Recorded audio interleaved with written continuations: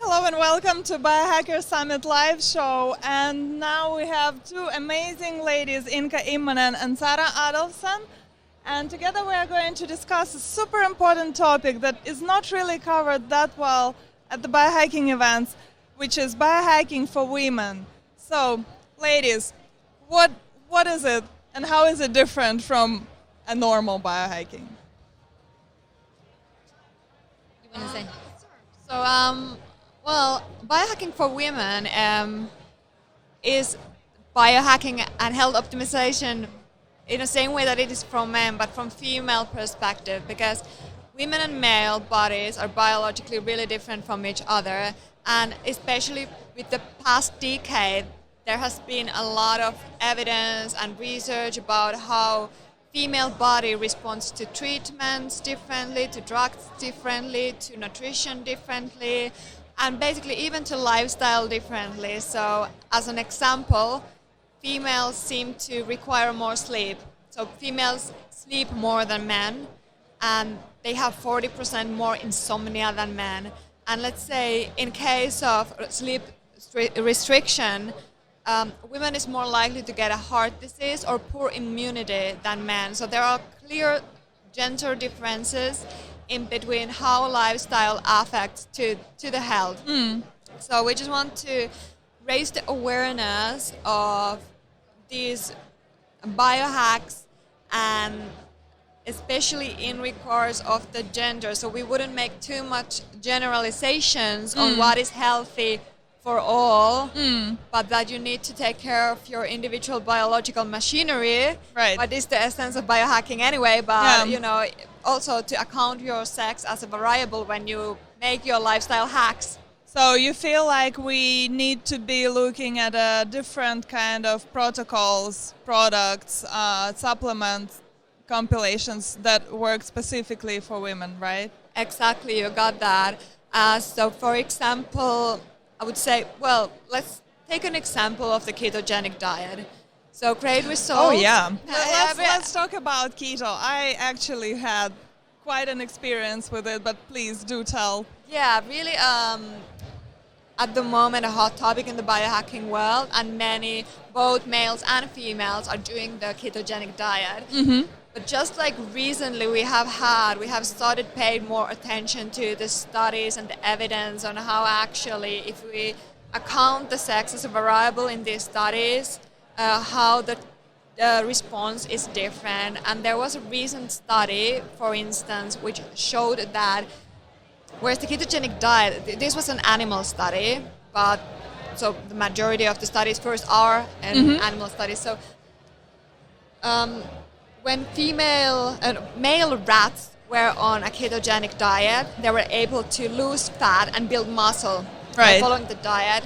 The female mouse or rat group, what happened to them? They actually increased fat tissue and lost muscle. So for females, the effect wasn't that good. Right. Or, I mean, it depends on obviously what you are looking for, but the point being that there was totally opposite effect between males and females in this trial. And yeah, also if we see that it actually is an efficient diet for losing fat, we need to be mindful about that females don't want to lose as much fat as men, because it's essential for our female hormones to have that essential fat in your body. Yeah, absolutely. And I agree with that. And I think in general in our culture, of course it changes a lot nowadays, but even like 10 years ago, everyone was so obsessed with losing fat and looking skinny. And I know you, Sara, talk a lot also about that, accepting your body and finding stuff that works for you. So what's your take on... Yes. Yeah, for sure. I mean, I really support holistic but a individual approach. For me, I mean, I've tried different diets and discovered for myself I don't do keto because I feel like everything just works better when I have some carbs in my system. But I do choose when I eat my carbs. So I I use more fats and just like yeah, well, from the start of the day, and then towards the evening, I tend to refeed with carbs, more around exercise, and towards the evening as well because it supports sleep. Then Yeah, yeah. also, yeah. Yeah, so I was doing a keto experiment with a boyfriend. We were doing it together and we were running on keto for about a couple of months. And at some point we started noticing that yes, physical aspect of it is great. Like you have a lot of energy, your body looks lean, and I think really if the goal is to lose weight quickly, then that is probably one of the most effective ones. But at some point he started telling me that, hey, you know, you're not feminine anymore. You are like, you're not kind, you know, like you don't have this kind of you know, nice feminine energy around. It's like you're constantly in this hunter mode, and that sort of started to affect our relationships in a negative way. So I started to introduce some carbs, like you said, before the training, and it was amazing to see like how much of a difference that made. Like that tiny bit of, let's say, blueberries, if you didn't eat them for a long time, like so how much of an impact it had on the system and on the mood as well. And well, I think that emotional aspect of well-being is just as important as the physical one, and that's I think something we need to really talk more about when we discuss biohacking for women precisely.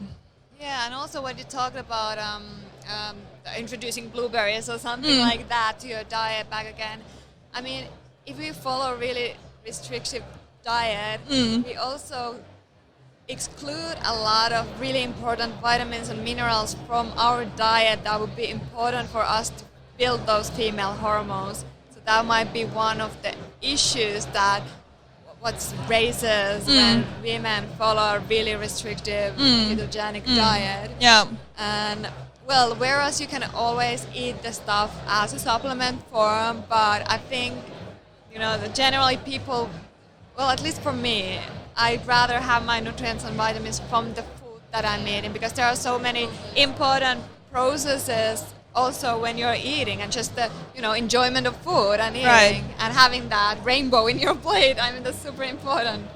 Certainly.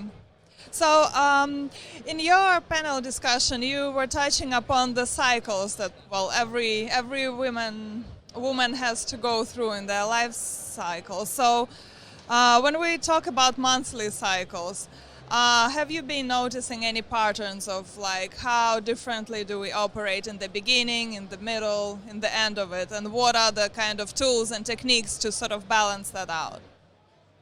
Yeah, well, for me, I can see a lot of differences each week, and I've been tracking my cycle quite intensively, and I do know how it affects my general well-being in every level. So during my period or just before the period, I will get really tired, and my mood is really low. And as you said, like that feeling of being feminine kind of drops on the face because of the female hormones are at so low level. So that affects my lifestyle a lot. So I try to, you know, do stuff and live my lifestyle so that it would support my femininity more. So maybe, you know, take a little bit more time to do my hair or something, connect with my girlfriend, watch something that, you know, or listen something about women or feminine and stuff like that, and also sleep a lot more. Yeah. Because I just noticed that I get approximately, I track my sleep as well, I get approximately 1 hour or 2 hours more sleep each night during that phase. Right. So I think my body does need that at that moment. And yeah, during ovulation, after ovulation, I feel quite calm, quite nice, quite chilled, and I don't require as much carbs actually. For the first 2 weeks of the menstrual cycle, I do feel like I need I feel like snacking all the time basically. But I try to eat a lot of berries, a lot of for carbs. I prefer sweet potato, for So example. just replacing the bad stuff with some natural goodness. Yeah, like sweet potato, like good carbs. And then during the last phase of the periods, I don't even feel that hungry all the time, and I eat more fat-based. Yeah. That's basically. So that's very natural to you. Yeah, in that way. Yeah. For me, I do a lot of strength training, and the menstrual cycle. We can synchronize that accordingly. So I mean, when in the beginning of the cycle, estrogen levels are higher, and pain tolerance is higher as well, and that means we are more like prone to do our hormone supports us to do intense like strength power lifting or training, and regarding the insulin sensitivity as well, because it increases, so then we might even do a little bit better with some carbs, especially during that time. And What about the more difficult time, the other cycle that is not as nice and pleasing for the body? Do you use any supplements or hacks? you or mean do during menstruation? during the PMS? part? Okay, yeah. Well, Is there a PMS, different kind of we were talking protocol? about that PMS is not like normal. It's a message that our bodies send to us, so we would wake up and have more awareness and really like turn inside and ask ourselves like, what is this about? Yeah. That's like wake up. What's wrong? Yeah. So if that's the case, then it needs some kind of like holistic intervention, basic stuff, but just like But if you have some, let's say like some cramps or for example, then calcium is something that is in studies. It's said that could be a helpful hack to supplement with a good source of calcium, or then just eat more like leafy greens, sesame seeds, stuff.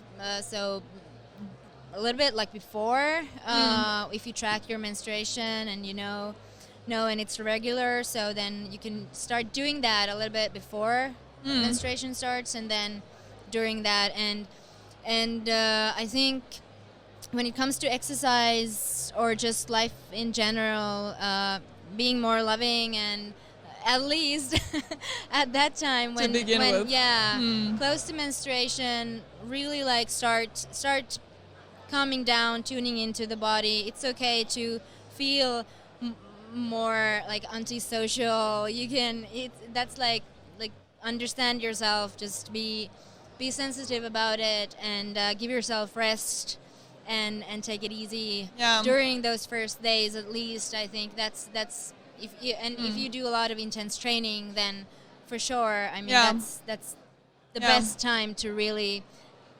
tune in and take it easy. So rest.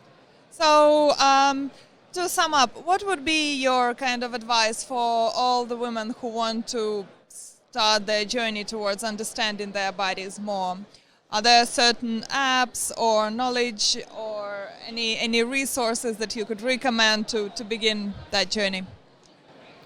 There is many things, of course, we can do. I mean, I love tracking my sleep and recovery with the Oura Ring. You can do DNA testing. You can measure blood levels, hormones. So basically, just start collecting data about your you lifestyle. For sure. Yep. Well, you can add. So, also one important thing that I think is a good basis or start is to start tracking your cycle, because there are still many females who doesn't track their cycle. So you will know which phase are you in at your cycle, and then you can start adjusting your lifestyle accordingly. Right. And then I think one other thing that I would raise out, because I have a sensitive nervous system, so I'm like HSP, like so hypersensitive, and I'm also really I'm a slow caffeine metabolizer, and we tend to drink quite a lot of coffee, especially during PMS or when we have low female hormones, when we feel tired, and that actually increases our stress. So Makes it worse. Yeah, so one thing that you can do is just monitor your coffee drinking and see how that actually affects your body. Another thing, to test your genes and see if you are a slow or fast coffee metabolizer. And if you do feel like you need something to boost your energy, shift coffee and caffeine to adaptogens, which have shown to increase the energy, but it's more sustainable and it protects your immune system, and it actually eases stress. And use something like herbs like ashwagandha, or also vitamins, vitamin B, folic, methylfolate, folic acid, or then medicinal mushrooms like chaga or cordyceps in order to increase the energy levels. So that's, I think, one specific hack that females could try. Yep. Very nice. And for all the ladies that are watching, I would like to welcome you to our Biohacking Women Facebook group, where Sara and Inka and our community share a lot more of these useful tools that help women to get in balance with themselves. Thank you very much, ladies. Thank you so much. Thank you.